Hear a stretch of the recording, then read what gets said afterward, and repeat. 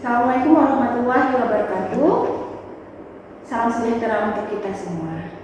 Perkenalkan, nama saya Armas Awanis. Saya dari program studi D4 Fisioterapi Sekolah Tinggi Ilmu Kesehatan Nasional. Pada kesempatan kali ini, izinkanlah saya untuk memaparkan terkait mata kuliah yang saya ambil, yaitu Fisioterapi Pediatri Tumbuh Kembang.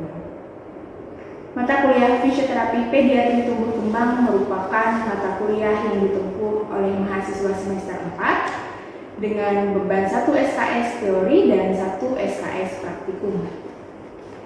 Dalam mata kuliah ini, mahasiswa akan diajak untuk membahas terkait keilmuan basic fisioterapi pediatri yang mana meliputi beberapa aspek. Pertama adalah konsep tumbuh kembang anak normal, kemudian teori dasar perkembangan anak, perkembangan masa prenatal, perkembangan masa postnatal, pemeriksaan yang berkaitan dengan fisioterapi anak, penegakan diagnosis fisioterapi anak, dan edukasi kepada keluarga. Capaian pembelajaran pada mata kuliah ini yakni pertama, mahasiswa diharapkan mampu mengetahui sejarah fisioterapi anak di Indonesia dan peran fisioterapi anak. Yang kedua, mahasiswa diharapkan mampu menjelaskan tentang teori dasar yang berkaitan dengan tumbuh kembang anak. Yang ketiga, mahasiswa diharapkan mampu menjelaskan tentang tumbuh kembang anak pada masa prenatal. Yang keempat, mahasiswa diharapkan mampu menjelaskan tentang tumbuh kembang anak pada masa postnatal. Yang kelima, mahasiswa diharapkan mampu menjelaskan tentang proses pemeriksaan fisioterapi anak. Yang keenam, mahasiswa diharapkan mampu menganalisis dan mendiagnosis berdasarkan konsep International Classification of Functional Children and Youth atau ICFCY. Dan yang terakhir, yang ketujuh, mahasiswa diharapkan mampu mengerti tentang konsep family center. Adapun bahan kajian pada mata kuliah ini, yang pertama adalah pengetahuan umum tentang fisioterapi anak, yang kedua adalah teori dasar perkembangan anak, yang ketiga adalah tumbuh kembang anak pada masa prenatal, yang keempat adalah tumbuh kembang anak pada masa postnatal, yang kelima pemeriksaan pediatri, yang keenam diagnosis fisioterapi berdasarkan konsep International Classification of Functional Children and Youth, dan yang terakhir adalah family center.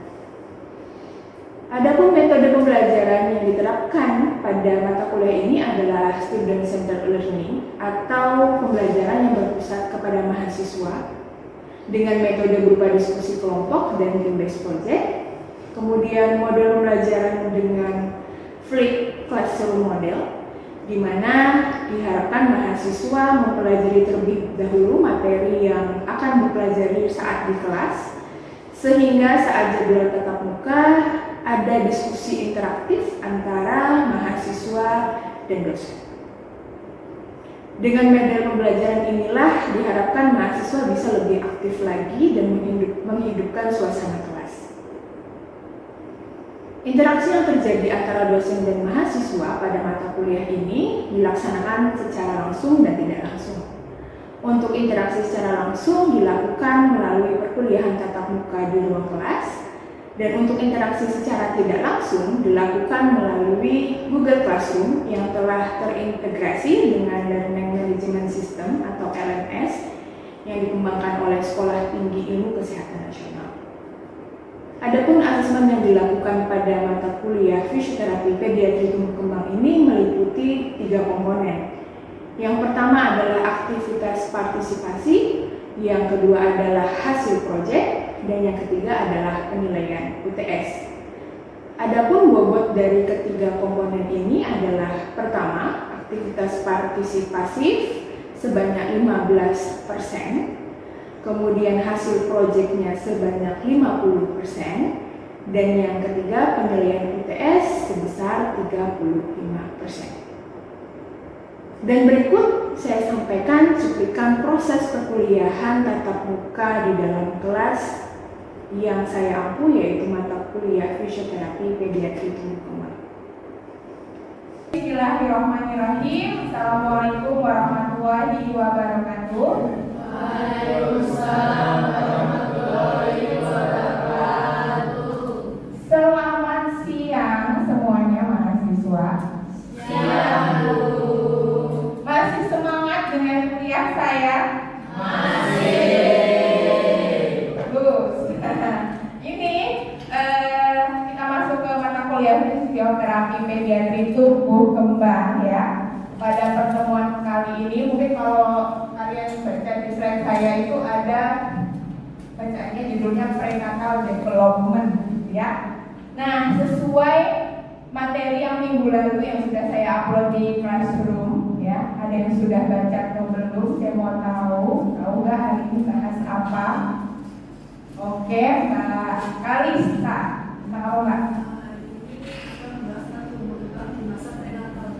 Tumbuh kembang di masa prenatal. Oke, sudah dapat materi saya ya di classroom. Itu untuk apa sih Mbak? Kira-kira kalau dari sekilas yang kamu baca materinya? Itu untuk mengetahui riwayat perkembangan batin. Oke, riwayat perkembangan atau pertumbuhan dan perkembangan janin. Ya betul. Secara singkat kalau kalian baca sekilas itu ya. Oke, dari pembelajaran ini ya saya harapkan nanti teman-teman mahasiswa itu bisa menjelaskan tentang tumbuh kembang anak pada masa prenatal. Prenatal itu artinya itu di dalam kandungan sebelum dilahirkan atau sebelum janin atau bayi itu terlahir ya. From conception to birth sampai dilahirkan. Namun supaya menarik gitu ya, supaya nggak ngantuk nih kuliah saya, kita mau review ya. Ada video tentang proses fertilisasi. Fertilisasi artinya adalah tahu apa? Pembuahan ya. Dulu yang kalau basicnya biologinya menyenangkan, dia senang menghafal ya, biasanya dia mengingat proses fertilisasi. Ini proses yang menyenangkan ya, yang terjadi pada pembentukan sel-sel. Ini tahu nggak? Betul, sel sperma. Sel sperma itu banyak sekali ya, berjuta-juta. Nah ini, Bu, kenapa seperti ini, Bu? Ini saat satu kali ejakulasi, kemudian masuk ke dalam vagina, kemudian akan tereliminasi beberapa ya sel sperma yang tidak baik, yang tidak bagus kualitasnya, biasanya akan tereliminasi atau mati, ya. Dia akan terus berenang mengarahkan ke serviks atau mulut rahim. Nah, ini sel sperma yang kualitasnya tidak baik. Bisa diketahui dengan pertama ciri-ciri kepala spermanya itu tidak lancip ke depan atau tumpul, ya. Nah, yang berenang dengan gesit, ini biasanya kepalanya nih. Ini lebih lancip ya, seperti hukum fisika. Nanti berenangnya lebih cepat. Nah, di serviks itu kita juga punya lendir pertahanan. Lendir pertahanan inilah yang membuat kalau sel sperma kualitasnya jelek, itu juga menjadi mati. Oke, dia berenang terus. Nanti, nah inilah calon berikutnya, yaitu sel telur. Sel telur dimiliki oleh perempuan dan matang sebulan sekali, ya. Iya, sebulan sekali. Kalau misalnya tidak ketemu sel sperma, dia akan meluluh jadi menstruasi. Oke, dia berenang terus untuk mencapai ini. Sel telur ini ya Masih banyak Bu sel spermanya, masih banyak. Nah, dia berlomba-lomba untuk bisa memasuki sampai ke inti sel telurnya. Oke, hampir mendekati. Nah, ketika sudah ada satu sel sperma yang bertemu dengan sel telur sampai ke inti selnya, ini nanti akan membuat sel sperma lainnya tidak bisa lagi membuahi sel telur. Oke, ini masih banyak nih beberapa sel spermanya.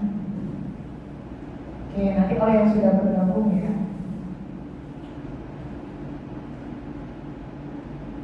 Nah, setelah terjadi, barulah sel telur akan mengeluarkan zat-zat yang bisa menolak sel sperma lainnya yang ingin membuahi. Jadi konsepnya kesetiaan, satu sel telur untuk satu sel sperma ya. Konsepnya kehidupan itu memang setia. Oke, kita lanjut.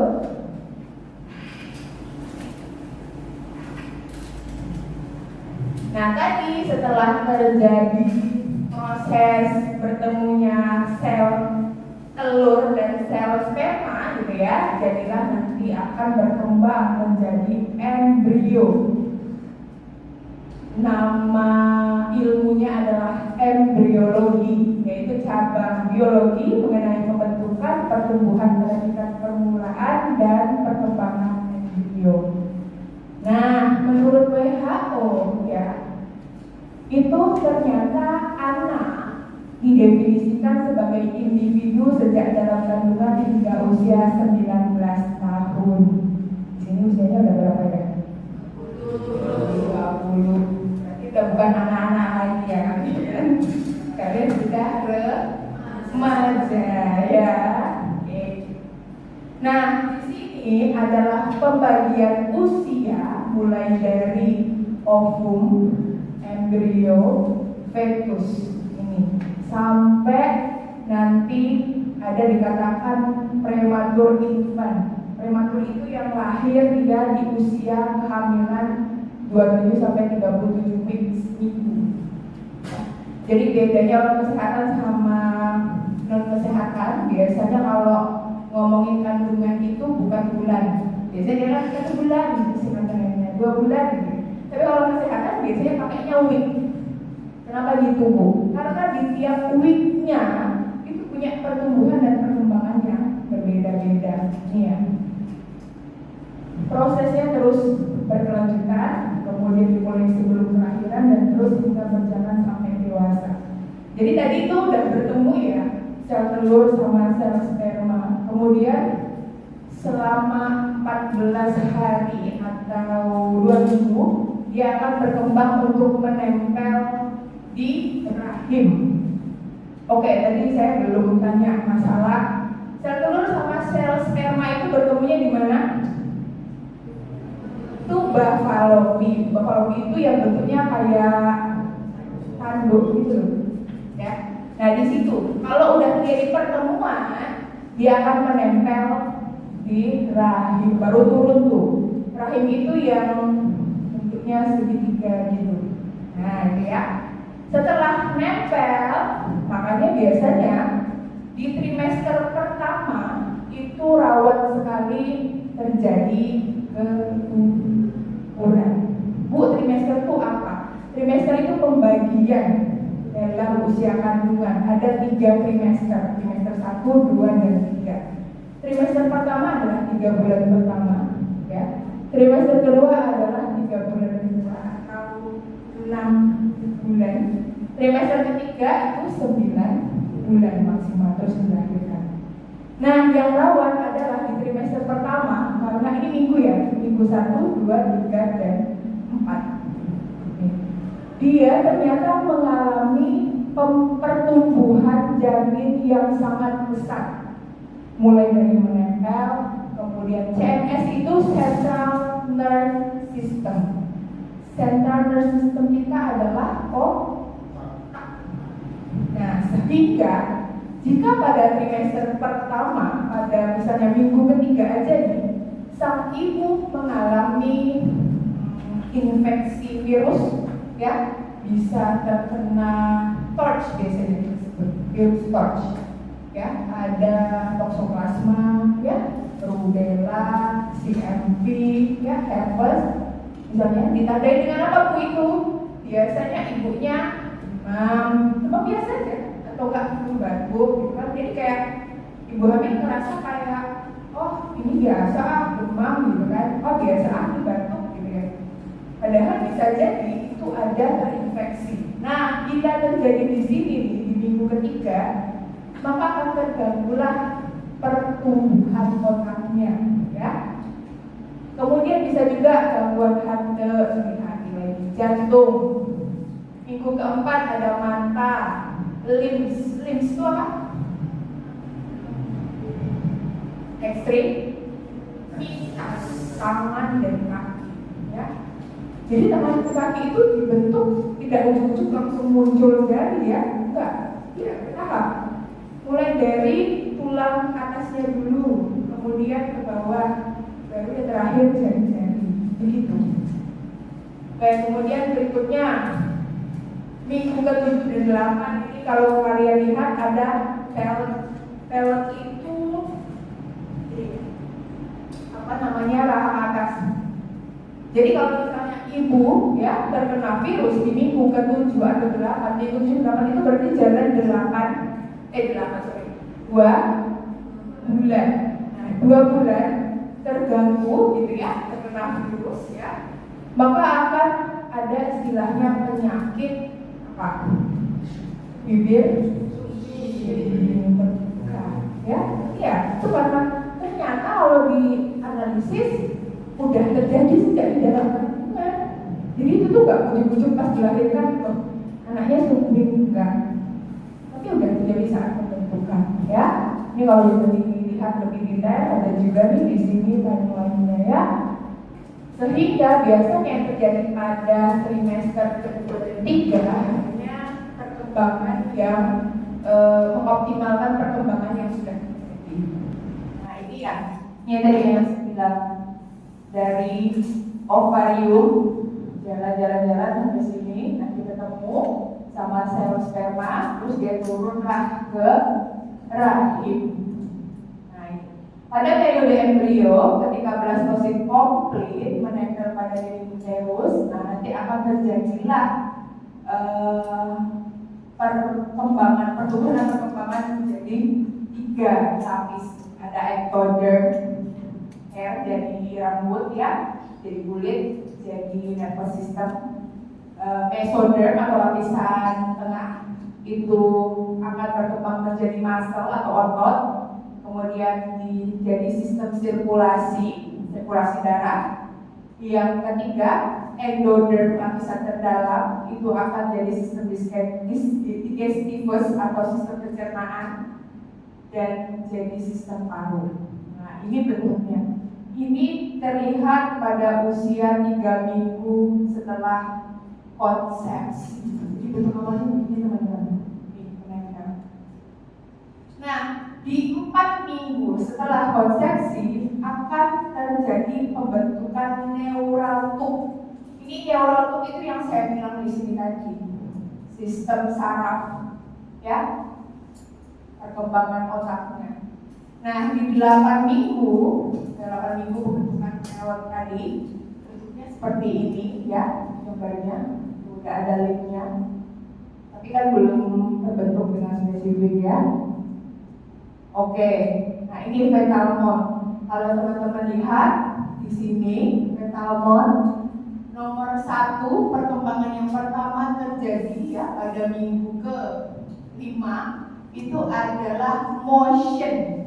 Motion itu gerakan, ya kan? Sel telur bergerak menuju tuba Fallopi. Sel sperma masuk dari vagina sampai menuju tuba Fallopi. Semuanya diawali dengan bergerak. Nah, cocok untuk prodi kita. Fisioterapi itu harus bergerak, ya kan? Maksudnya. Kemudian selain motor, ini juga ada namanya sensori apa? Indra, ya, bukan indra yang itu. Sistem indra itu, ya. Ternyata sistem indra itu juga sudah muncul saat fetal mode atau di minggu ke-6. Ya, nanti kita bahas lebih detail di dalam. Nah ini sensori, kita punya 7 sensori, 1 auditori. Nama indranya apa? Telinga. 2 visual, 3 gustatory atau taste, lidah, ya, mengecap. 4 itu olfaktori atau smell, hidung, ya, penciuman. 5 itu taktil, kulit. Nah, taktil yang paling sering sebenarnya kita sentuh, ya nggak, kita gunakan. 6 vestibuler, koklea, ya. 7 proprioception. Nah ini biasanya suka lupa yang 7 sih. Apa? Muscle spindle dan GTO, masih ingat nggak? GTO, Golgi tendon otot, tendon, ya. Jadi yang 2 ini indranya ada di muscle spindle-nya dan ada di GTO-nya, ya. Nah, ternyata sensori sudah terbentuk dan berfungsi sejak dalam kandungan. Nah, dan dia akan terus berkembang seiring dengan perkembangan otak jadi, ya. Oke, pertama kita bahas gustatory. Dia udah ada sejak 26 sampai 30 hari itu sebulan. Dia udah muncul ternyata nih, ya.